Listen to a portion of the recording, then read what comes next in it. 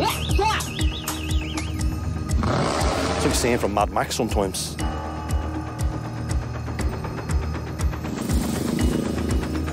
It's not going to stop until someone gets killed.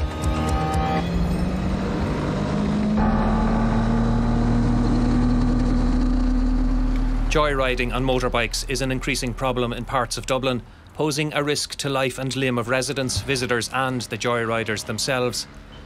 The North Inner City is one of the hotspots, and last week Primetime filmed covertly at the busy junction of Gardner Street and Summerhill, just 300 metres from O'Connell Street. We saw countless traffic offences, including dangerous driving. It wasn't long before our cameras picked up a motorcycle carrying a pillion passenger with no helmet, breaking a red light and driving through the junction before heading down Parnell Street. Minutes later, an electric motorbike, this time on the footpath. No reg plate, no helmet, and we film our first wheelie.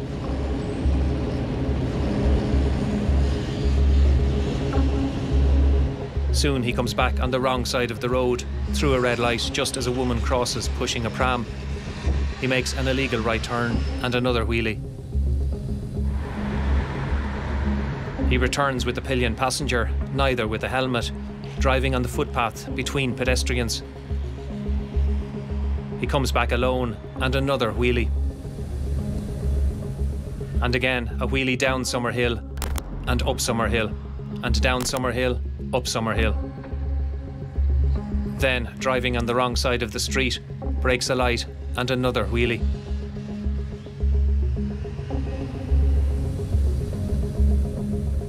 Again, a wheelie down the footpath before driving the wrong way up a cycle lane, and yet another wheelie. From lunchtime until mid-afternoon, the motorcyclist turned Summerhill and Gardner Street into his own rally patch. The junction is less than 10 minutes walk from 3 Garda stations, but we saw no Garda intervention. While the problem is not new and can also be seen in other areas, locals say it's gotten much worse in the last few years. I've entered this political sphere about 18 months ago, and antisocial behaviour and the scrambler scourge has come up constantly. It's all leads to that sheer sense of lawlessness in the city.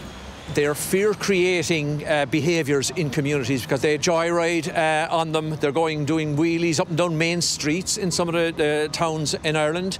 So it creates fear and it creates a feeling of lawlessness almost in some places. We spoke to people on nearby Sean McDermott Street. Its width and relative lack of traffic make it a favourite for motorcycle joyriders. Some were reluctant to speak on camera, but some were not. And we don't like it. Too dangerous for people, old people walking by, you know. It's not going to stop until someone gets killed, and there's nothing they can do. Nobody can do anything. The police can't do anything about it because you run the risk of chasing people, and then one of them or all of them is going to die. I'm working here about a year and a half, and it's something that is fairly common. There's one there now. That could happen 5 times today, it could happen 10 times today, you know. You see it on the road here, it's not nice. It's to some people, they don't understand it, they don't get it. But if you were to see them do that on a dirt track for a championship somewhere. You can see it every day. I mean, it's not just here though, it's everywhere. It is a big problem in the inner city, don't get me wrong, but it's everywhere. It's unsafe for the kids. It's doing it, that's what I think. You know, because they're reckless, because they're going to hit something. Last year, a joyrider doing a wheelie on Sean McDermott Street did hit something, a car. The motorbike went on fire, damaging 2 parked vehicles. The motorcyclist was injured, but left the scene before Gardaí arrived. The accident happened just 20 metres from the entrance to the local national school. The school has raised the issue of motorcycle joyriders with the North East Inner City Enhanced Policing Committee seeking traffic calming measures or checkpoints on the street. Councillor Daniel Ennis has also raised what he calls the scrambler scourge with Dublin City Council. Towards the end of August, for 35 minutes straight, there was 2 scramblers racing each other up Sean McDermott Street. There's a local school there, albeit it was Saturday. There's a local swimming pool. There's a community event on. It's a residential area. It's 5 minutes from O'Connell Street, and no guards. Though not all joyriders are on stolen motorbikes, The problem is connected to a surge in motorcycle theft, like this one last week from a house in South Dublin. Motorcycle theft is mainly a Dublin problem. 4 out of every 5 stolen motorbikes nationwide are taken in the capital. Official figures show that last year there were 1,770 new and second-hand motorcycles registered in Dublin. In the same year, there were 787 stolen in the capital, meaning that for every 100 motorbikes newly registered in the city, 44 were stolen. Figures supplied by Garda Síochána to Primetime show that over the last decade, the number of motorcycles stolen annually in Dublin typically hovered around the 300 to 400 mark. However, the 787 stolen in 2023 was more than double the previous year. I've never seen the likes of it before. I'm in the business over 30 years, and it's just so many bikes going missing. It's sickening. So how do the thieves typically steal the bikes? They can break the ignition lock and they can use screwdrivers or various other implements to turn the key, or they can pull the wires out of some of the bikes, or as I say, there's electronic devices that they can get around some of the immobilisers. The motorbike stolen in this video did not have an immobiliser or lock chains, just a steering lock, making it relatively easy for the thieves. One youth enters the driveway to check the bike. Others join from a waiting car. They work as a team to break the steering lock before wheeling it away. It all took less than a minute. Primetime knows the identity of at least one of the thieves, but we are not naming him as we believe that he, along with other members of the gang, are children. One of the thieves posted a photo on TikTok of him sitting on the motorcycle near his home in South Dublin. Gardaí have since recovered the motorbike. Some attempts at theft are more brazen, taking place in broad daylight. This one at St Stephen's Green on the south side of Dublin.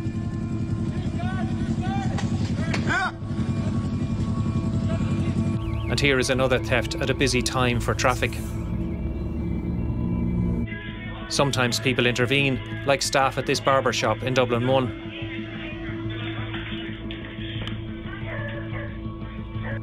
And this one spectacularly foiled recently in Dublin's Chapelizod.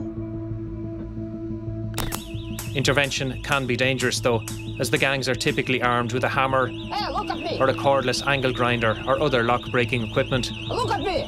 Here, near Dublin's Quays, one threatened a passerby. Or here at Ashbourne, County Meath, where staff at a motorcycle shop last year repelled an attempt by a gang of 6 youths to steal a powerful motorbike. Or here earlier this week at Ashford in County Wicklow, where a Dublin-based gang stole a motorbike. A man stood at the door with an angle grinder, apparently keeping guard in case the house resident came out. The motorbike was later recovered by Gardaí inside the van, which had also been stolen. Demand for bikes is increasing amongst younger people as a cheap, flexible and less polluting way to travel. Gaia Beving has been biking for several years. She sold her first motorbike to her sister Leonie. But last month, that bike was stolen when Leonie was working at her part-time job at Dublin Airport. I parked it in Block A and I had like loads of chains on it, disc lock. Like I really thought it was really, protected. There's also secured there all night, so I thought it was going to be okay. But it wasn't okay. Within hours of the theft, her sister Gaia put a message on Facebook. She put it up on social media and then everyone pretty much was like liking and sharing it, which was amazing. But we kept getting like random strangers just sending photos of it just driving all around Dublin. It was ridden around everywhere. It was in Fitzroy, it was in City Centre, it was in Glasnevin, it was all over the place. One of the photos sent showed Leonie's stolen motorcycle being driven in Dublin's Phibsborough with 2 youths without helmets, the pillion passenger carrying a large pair of bolt cutters. They were using it to go and rob other bikes, and then we were getting sent photos of them with other bikes, with her bike as well, with the bolt cutters. One such video showed 3 teens on a motorbike in St Stephen's Green with what appeared to be the same bolt cutters. But it wasn't just those trying to help Leonie and Gaia who were posting sightings of the motorcycle on social media.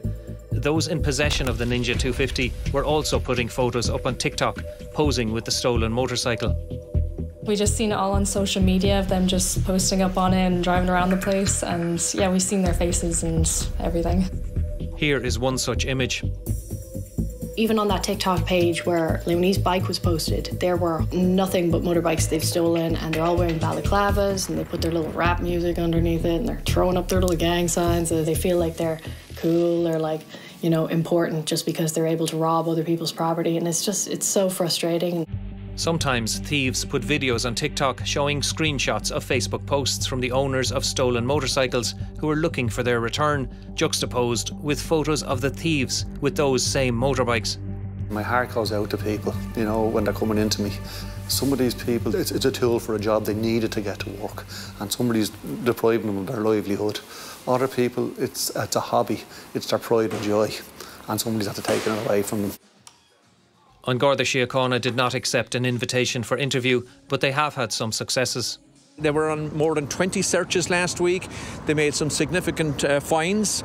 So they have seized a lot of motorcycles and e-scooters, and there was drugs and cash involved as well. But once the joyriders are on the motorbikes, it seems they are virtually beyond the reach of the law because, unlike in England and Wales, where in certain circumstances police will intercept moving motorcycles, Gardaí will not.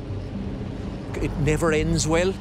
When you're taking somebody off a motorcycle that may be a child, maybe 17 years old, and in order for the guards to take action in terms of stopping them or hard stops, they're just not available to the police as tools anymore, because if you end up taking somebody off a bike, they're going to be badly injured, seriously injured, or even killed. The individual guard is going to be in really serious trouble. The organisation is going to be in serious trouble. Sensing Gardaí's powerlessness, joyriders sometimes taunt them directly.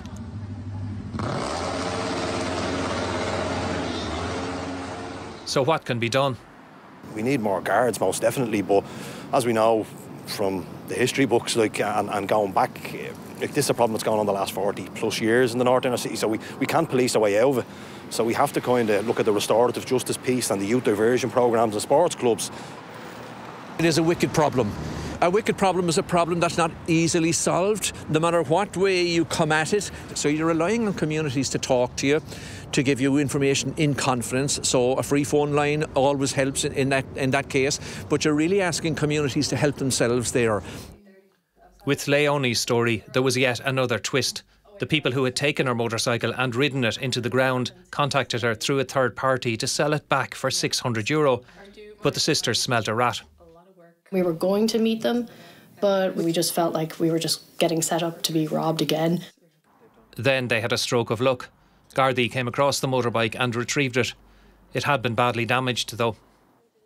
When they actually, were hot wiring the bike, they just ripped it apart and, started it that way, so, without the key.